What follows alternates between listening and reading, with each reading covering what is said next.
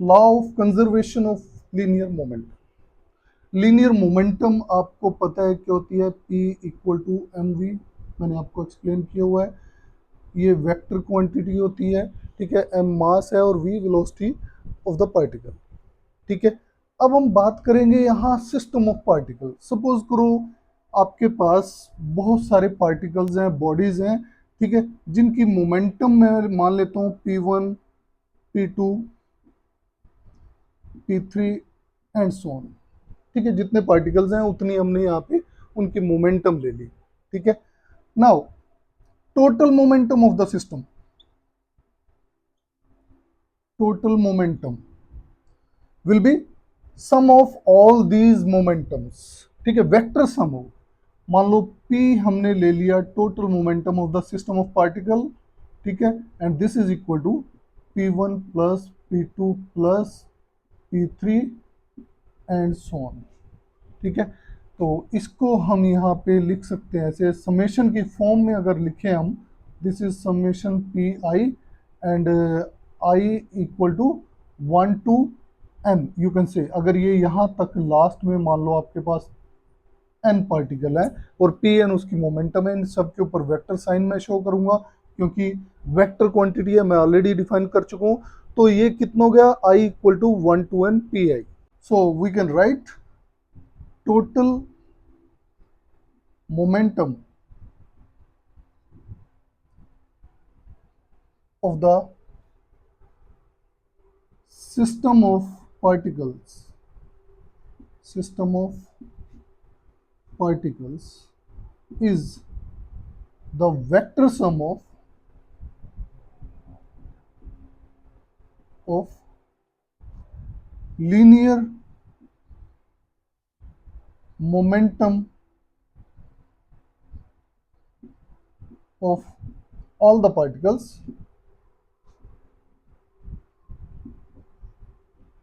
composing the system.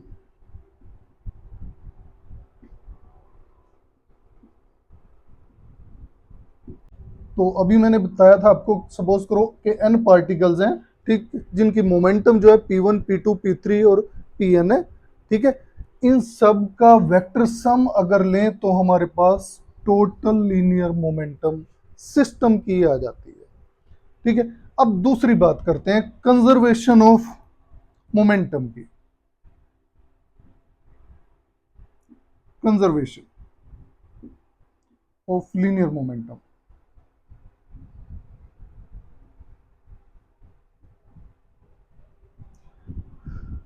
हमें पता है कि linear momentum of the system can neither be created not destroy, ठीक है, ये कंजर्व रहती है।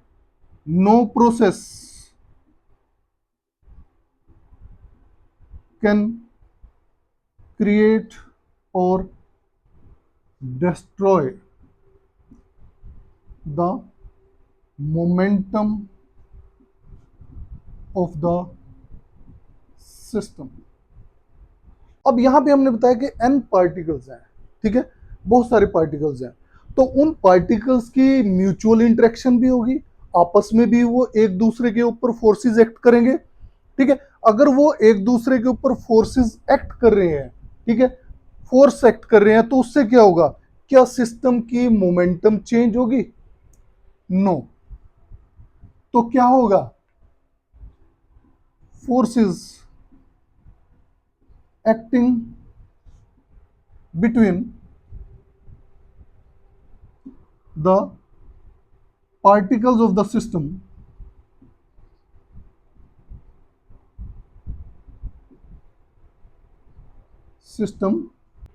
simply redistribute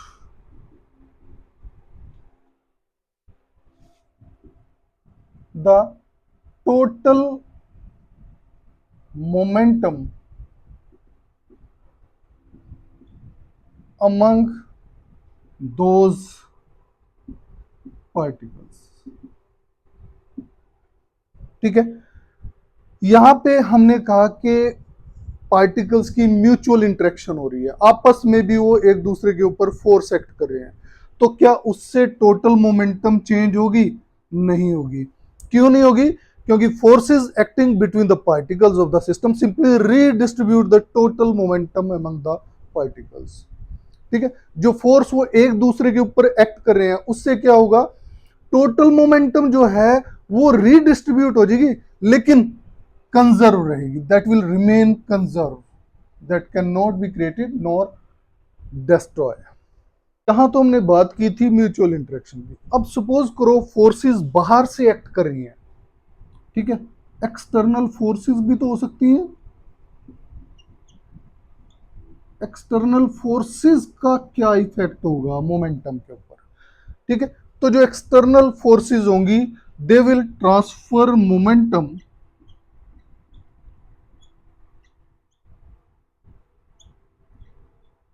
इनटू और आउट ऑफ द सिस्टम। या तो सिस्टम के अंदर मोमेंटम ट्रांसफर होगी या सिस्टम से बाहर ट्रांसफर होगी। ठीक है, तो एक्सटर्नल फोर्सेस जो है वो अपना काम करेंगी। क्या काम करेंगी? मोमेंटम ट्रांसफर का काम करेंगे इनटू द सिस्टम या out of the system. Okay, तो अब यहां से हम इस लॉ को, law of conservation of linear momentum को रीस्टेट करेंगे, रीस्टेट या रीडिफाइन करेंगे। दोबारा से इसको डिफाइन करेंगे। जो हमने अभी कहा था कि यहां पे लीनियर मोमेंटम जो है वो कंजर्व कहेगी रहेगी। नो प्रोसेस कैन क्रिएट और destroy the linear momentum of the system. या मोमेंटम जब बात करूं तो लीनियर मोमेंटम की बात कर रहा हूं। ठीक है, तो इसको रीस्टेट कैसे करेंगे? The total linear momentum of an isolated system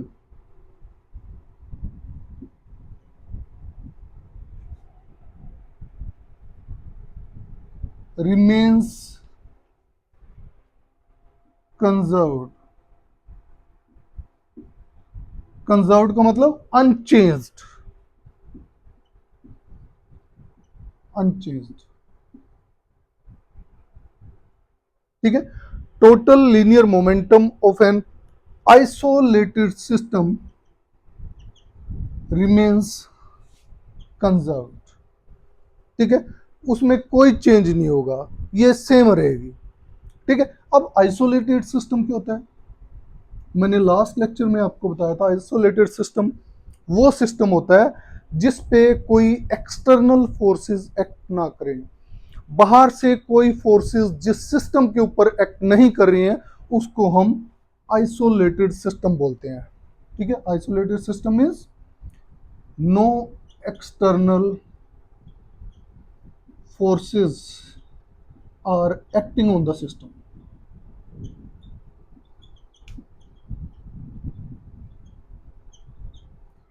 ठीक है, वो क्या हो गया आपका? आइसोलेटेड सिस्टम हो गया। ठीक है, जिसके ऊपर कोई भी एक्सटर्नल फोर्स एक्ट नहीं करती। हाँ, जो पार्टिकल अंदर हैं उनके बीच में म्यूचुअल इंटरेक्शन जरूर हो रही है, लेकिन बाहर से कोई फोर्स एक्ट ना करे उसको हम आइसोलेटेड सिस्टम बोलते हैं। सो अभी जो हमने law of conservation of linear momentum define किया था उसको दूसरे वर्ड्स में कैसे लिख सकते हैं हम? ठीक है, in the absence of external forces, external forces अगर नहीं है तो सिस्टम क्या होता है आपका? Isolated system. ठीक है, या हम कह सकते हैं इन आइसोलेटेड सिस्टम या in the absence of external forces the vector sum of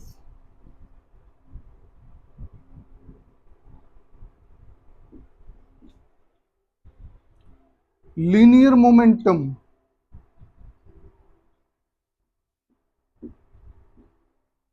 of all the particles of the system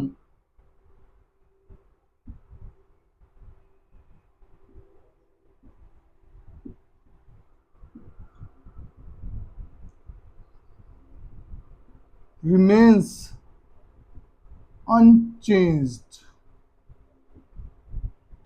or you can say remains conserved. Now we will prove it. Proof लेंगे इसका, ठीक है, और इसके proof में हम we will take help of Newton's third law of motion. Third law of motion, Newton के third law of motion की हेल्प लेंगे हम इसमें, ठीक है। तो इसमें कुछ एजम्पशंस हम ले लेते हैं। Suppose there are two bodies, suppose two bodies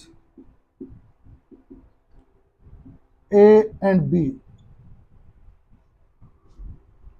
are moving in same direction, same direction. A और बी दो बॉडीज हैं, सेम डायरेक्शन में मूव कर रहे हैं। अब मैं मान लेता हूं कि m1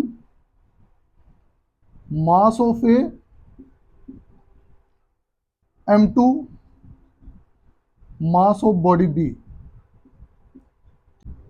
and u1 is velocity of body A, u2 velocity of body B। अब मैं यहां मान लेता हूं कि u1 is greater than u2। Suppose ये बॉडी A है,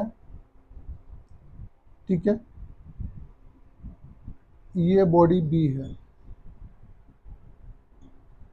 ठीक। इसका मास हमने m1 ले लिया, इसका मास हमने m2 माना।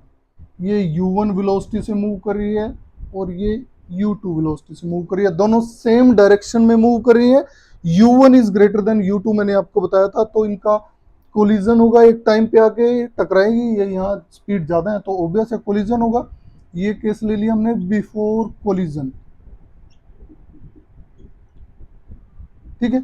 नाउ जब कोलिजन होगा तब क्या होगा,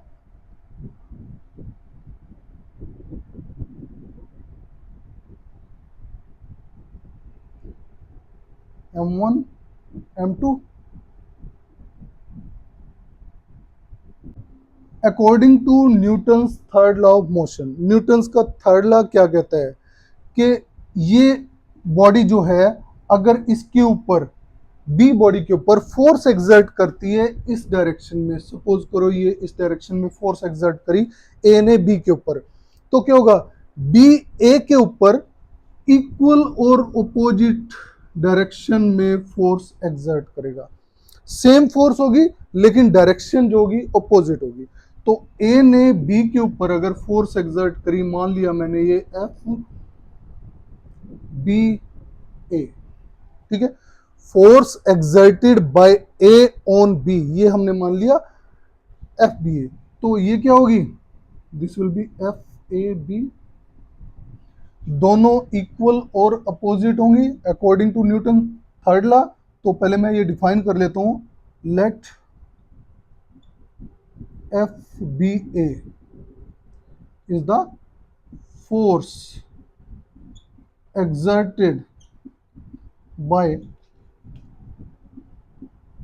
body A on body B,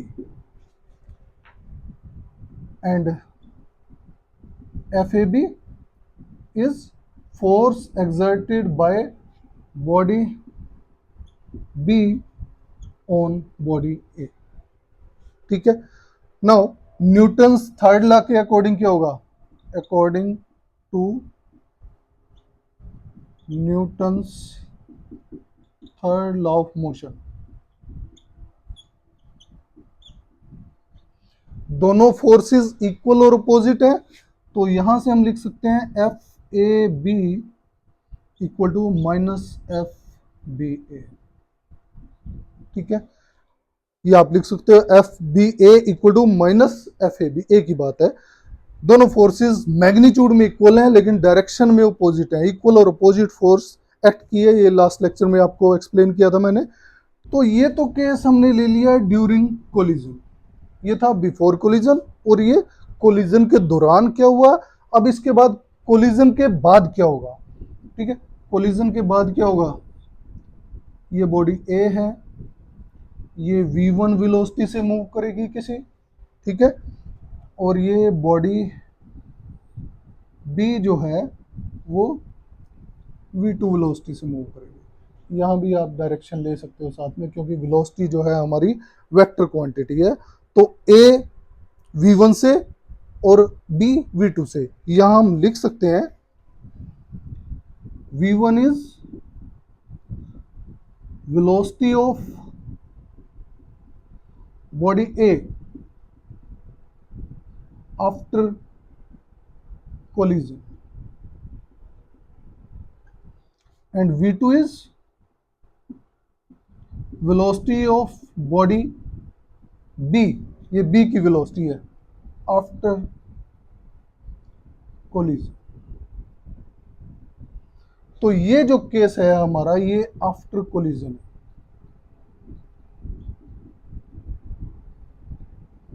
ठीक है। मास इनहेरेंट प्रॉपर्टी है, सेम रहेगा m1 m2। अब हम क्या करेंगे कि लीनियर मोमेंटम चेक करेंगे, total linear momentum of the system before collision और आफ्टर कोलिजन। अगर दोनों सेम आती हैं, इसका मतलब हमारी लीनियर मोमेंटम कंजर्व है, ठीक है।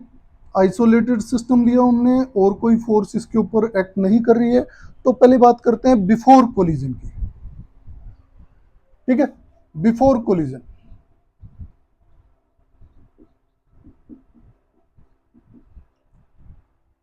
Total momentum of the system,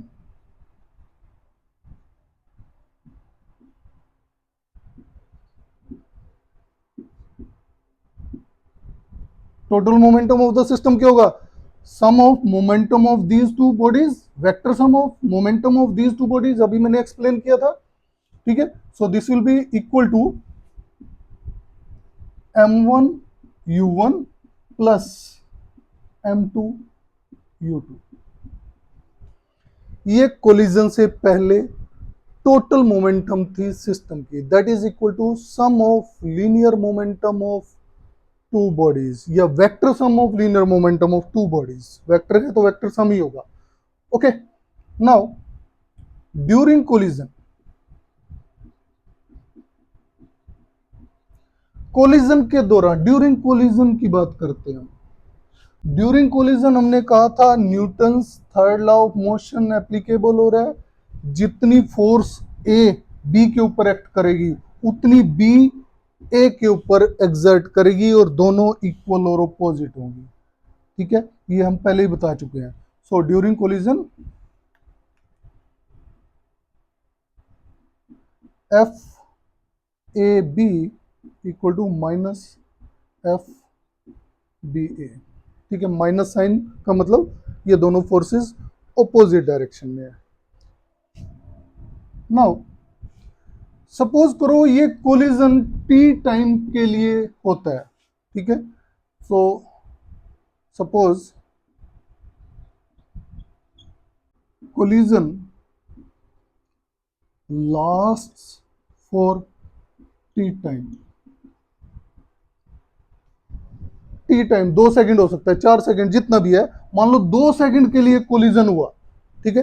collision last for T second, ये टी टाइम, जो सेकंड हमने माना था 2 सेकंड को, उसको हमने टी मान लिया। तो इतने टाइम के लिए अगर कोलिजन होगा तो क्या होगा, कुछ इंपल्स होगा। इंपल्स क्या होता है, impulse, this is force into time, ठीक है। Impulse is the action of force, हमने बताया था आपको कि measurement of action of force impulse होता है, ठीक है। फोर्स इनटू टाइम, जितने टाइम के लिए फोर्स एक्ट कर रही है किसी बॉडी को, उसको हम इंपल्स बोलते हैं। तो एफ ए बी अगर फोर्स है तो उसका इंपल्स क्या होगा,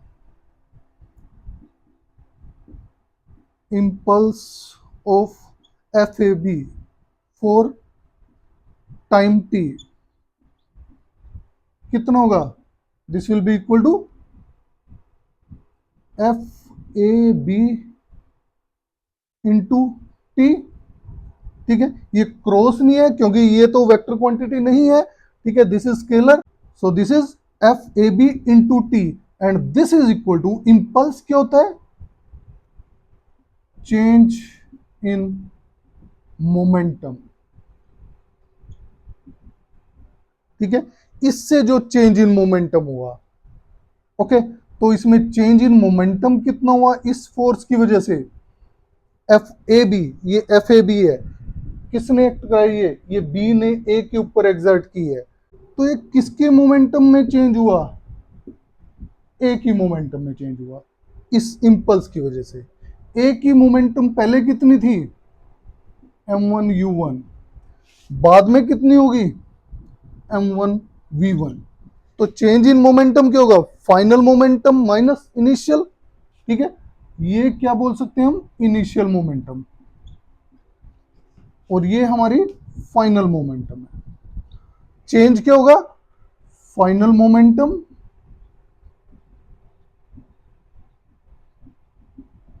माइनस इनिशियल,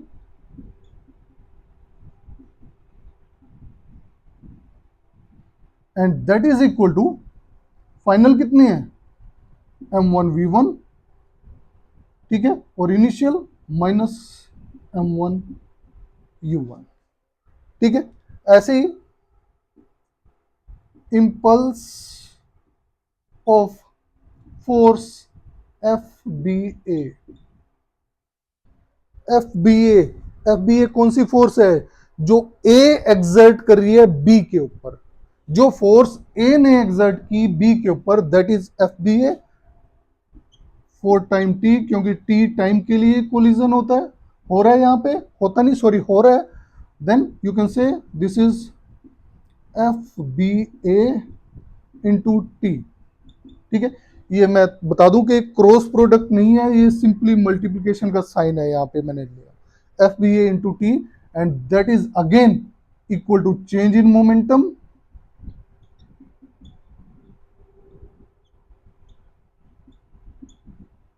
ठीक है, वो क्या होगी, final momentum minus initial momentum. और फाइनल मोमेंटम मैंने क्या कहा कि ये फोर्स एक्ट हो रही है बी के ऊपर, तो ये बी की मोमेंटम को ही चेंज करेगी, ये जो फोर्स है this will change the momentum of body B, ठीक है। तो बी की इनिशियल मोमेंटम कितनी थी हमारे पास, m2 u2, और फाइनल मोमेंटम कितनी आई, m2 v2, तो final minus initial m2 v2 minus m2 u2, ठीक है। ये हमने 1 लिया था, इसको मैं मान लेता हूं नंबर 2, और ये हो गया number 3। So adding these two, यानी equation number 2 plus equation number 3, इन दोनों को अगर ऐड करें हमारे पास तो क्या आएगा, F A B into T plus F B A into T, this is equal to m1 v1 minus m1 u1 plus m2 v2 minus m2 u2, ठीक है। इन दोनों को हमने ऐड कर लिया। Now according to Newton's third law of motion, F A B equal to minus F B A, ठीक है।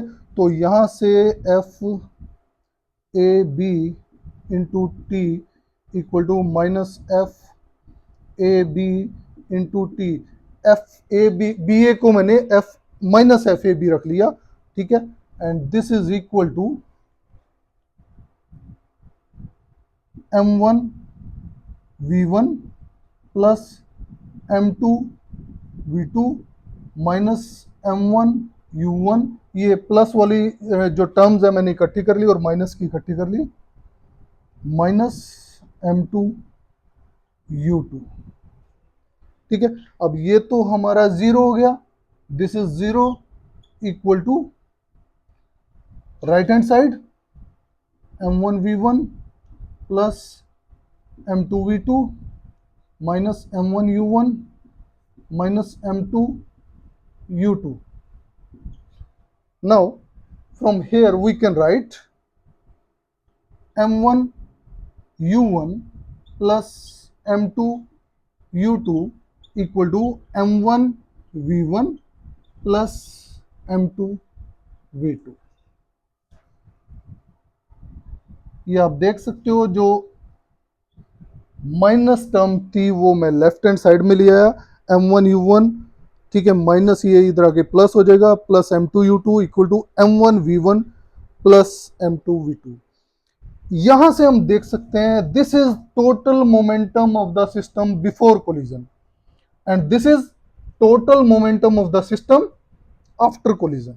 So this is before collision and this is after collision. So equation number 4 से हम क्या लिख सकते हैं, यहां पे total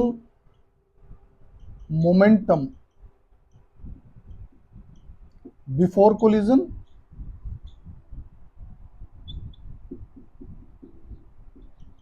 equal to total momentum after collision. Total momentum of the system before collision equal to total momentum of the system after collision. It means linear momentum of the system remain conserved, remains constant, remains unchanged. ठीक है, कब तक? जब तक कि कोई external force उसके ऊपर एक्ट नहीं करती। ये आइसोलेटेड सिस्टम के लिए लिया था हमने, बिकॉज आइसोलेटेड सिस्टम में कोई एक्सटर्नल फोर्स नहीं है, तो उसके लिए ये लीनियर मोमेंटम जो है that will remain conserve. Law of conservation को हम न्यूटन सेकंड लॉ से भी ड्राइव कर सकते हैं, ठीक है, derivation from second law of motion.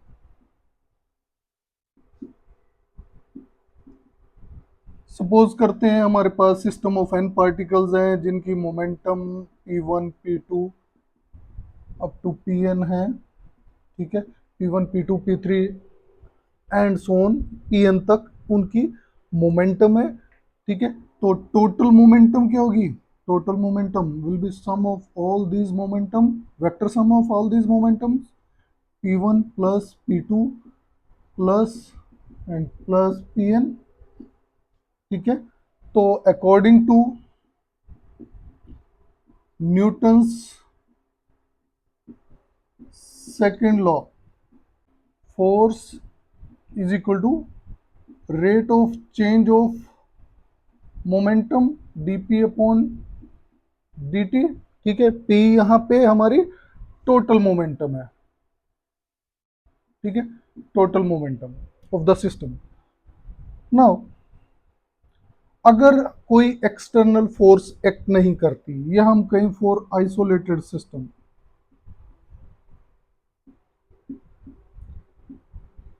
Isolated system means no external force, ठीक है। उस केस में ये F0 हो गया, 0 equal to dp upon dt, ठीक है।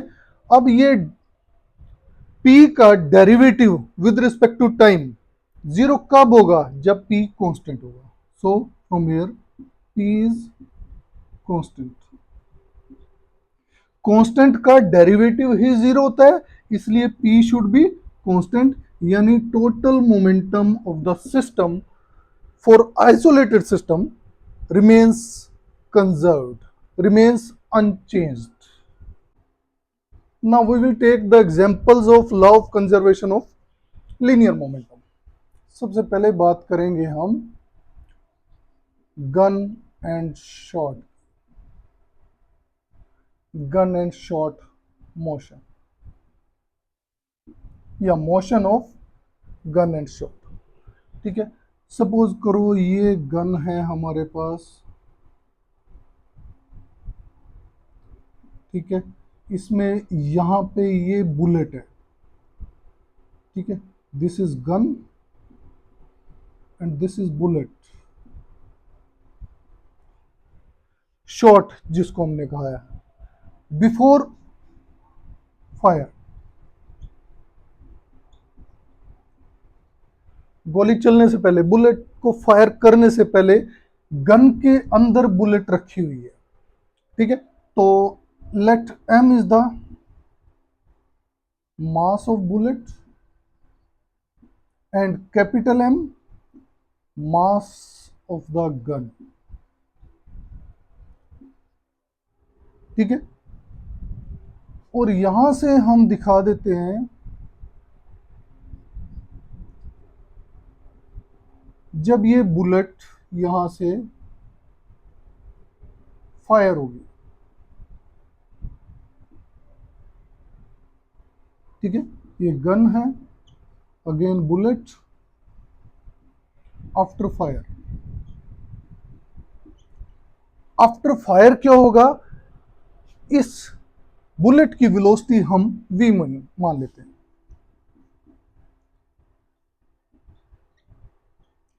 बिफोर फायर दोनों रेस्ट पे हैं, हम यहां बता देते हैं। Before fire gun and bullet are at rest. अगर दोनों रेस्ट पे हैं तो मोमेंटम कितनी होगी, total momentum. Total momentum is momentum of gun plus momentum of bullet. Momentum of gun plus momentum of bullet. और वो कितनी है, क्योंकि दोनों रेस्ट पे है, सो इनकी वेलोसिटी तो जीरो है, it means this is equal to zero, ठीक है। So total momentum of the system gun plus bullet before fire, fire होने से पहले कितनी है, जीरो है। अब फायर होने के बाद बात करते हैं। फायर होने के बाद let small B be the velocity of the bullet. तो जैसे ही फायर किया बुलेट फॉरवर्ड मूव करेगी, ठीक है, और गन जो है वो रिकॉइल करेगी, बैक साइड में आएगी, बैक साइड मूव करेगी। बैक साइड क्यों मूव करेगी, ताकि जो टोटल मोमेंटम है वो सिस्टम की कंजर्व करे। मोमेंटम को कंजर्व करने के लिए ये बैक साइड आएगी। क्यों आएगी, क्योंकि यहां पे जो मोमेंटम है वो जीरो है।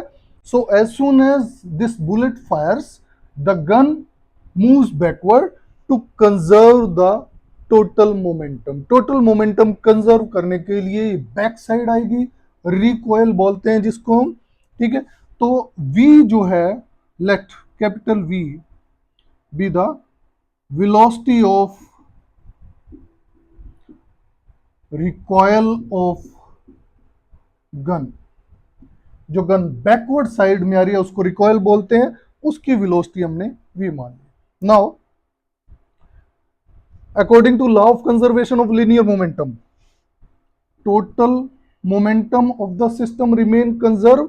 तो जो फायर से पहले मोमेंटम थी वही फायर के बाद रहेगी, ठीक है।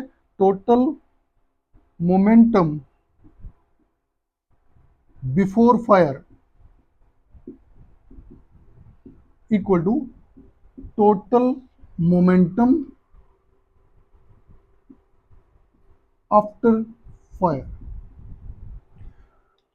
ओके, बिफोर फायर मोमेंटम कितनी थी, जीरो, ये हमने बता दिया। फायर से पहले दोनों रेस्ट पे है, वेलोसिटी इनकी जीरो है, तो velocity zero means momentum zero. और आफ्टर फायर मोमेंटम कितनी है, एम वी। किसकी मोमेंटम है, बुलेट की। बुलेट का मास m है तो मोमेंटम एम वी होगी। गन का मास कैपिटल M है और वेलोसिटी v है तो एम वी ये होगा, plus capital M v। Okay, so यहां से हम लिख सकते हैं M V equal to minus M V, ठीक है।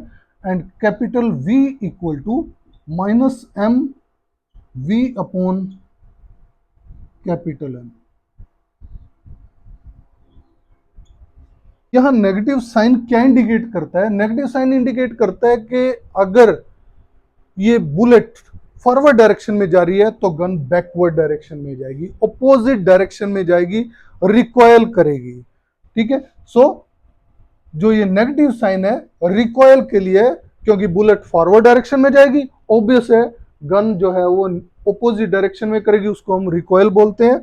और यहां से अगर गिवन कार्ट्रिज है, गिवन बुलेट है, उसके लिए एम और वी दोनों कांस्टेंट है, in that case V is inversely proportional to capital M.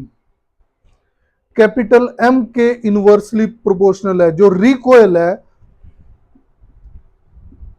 recoil velocity is inversely proportional to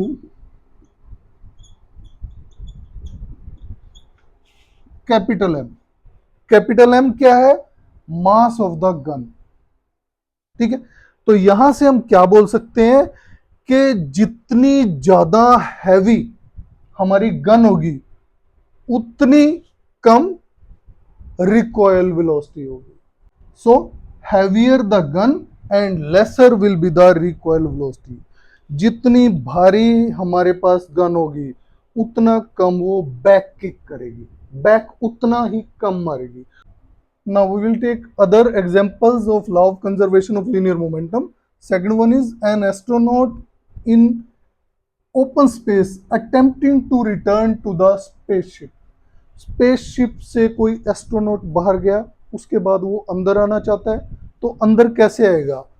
वो कुछ ऑब्जेक्ट अपने हाथ से फेंकेगा। किस डायरेक्शन में फेंकेगा? Opposite to the direction of spaceship. Spaceship इस डायरेक्शन में है, तो एस्ट्रोनॉट अपने हाथ से कोई ऑब्जेक्ट दूसरे डायरेक्शन में फेंकेगा। तो ऑब्जेक्ट जब उसने फेंका फॉरवर्ड डायरेक्शन में, सपोज करो, तो जो उसकी बॉडी है that will move in backward direction. तो इस तरह से वो स्पेसशिप के अंदर वापस चला जाता है। ठीक है, सपोज करो यहां स्पेसशिप है, ठीक है, और एस्ट्रोनॉट यहां है, तो क्या करेगा? एस्ट्रोनॉट इस डायरेक्शन में कुछ ऑब्जेक्ट फेंक देगा। इस डायरेक्शन में ऑब्जेक्ट फेंका है तो उसकी बॉडी बैकवर्ड डायरेक्शन में आएगी। क्यों? क्योंकि लीनियर मोमेंटम को कंजर्व करना है। ठीक है, to conserve the linear momentum, जो एस्ट्रोनॉट है दैट मूव्स बैकवर्ड, और जब वो बैकवर्ड आएगा तो स्पेसशिप के अंदर एंटर कर जाएगा। नेक्स्ट है rockets and jet planes. Rockets का एग्जांपल मैंने आपको थर्ड लॉ ऑफ मोशन में बताया था। जेट प्लेन्स हैं, तो इनमें क्या होगा? फ्यूल जब बर्न होता है उसमें से गैसेस आउट होती है, गैसेस निकलते हैं। ठीक है, तो लीनियर मोमेंटम को कंजर्व करने के लिए रॉकेट्स या जेट प्लेन ऑपोजिट डायरेक्शन में मूव करते हैं। किसकी ऑपोजिट डायरेक्शन में? जो गैसेस निकली थी, जो नोजल से गैसेस बाहर आई थी। सपोज मैंने आपको जैसे पहले भी बताया था कि ये रॉकेट है, ओके, यहां पे ये गैसेस यहां निकली हैं, गैसेस यहां ग्राउंड की तरफ प्रेस करेंगी और रॉकेट जो है वो अपवर्ड डायरेक्शन में मूव करेगा। किस लिए मूव करेगा? So that to conserve the linear momentum. And next example, a man jumping from a boat to the shore. ये भी एग्जांपल मैंने थर्ड लॉ ऑफ मोशन में आपको एक्सप्लेन किया था। यहां हम लीनियर मोमेंटम से बताएंगे, क्योंकि लीनियर मोमेंटम को भी हमने थर्ड लॉ ऑफ मोशन की हेल्प से ही डिराइव किया था। टोटल मोमेंटम कंजर्वेशन को हमने थर्ड लॉ ऑफ मोशन की हेल्प से एक्सप्लेन किया था। तो यहाँ पे हम क्या कहेंगे कि सपोज ये बोट है, ये इसमें कोई आदमी है, ठीक है, यहां ये किनारा है, shore. So when the man jumps to the shore, then this boat moves backward.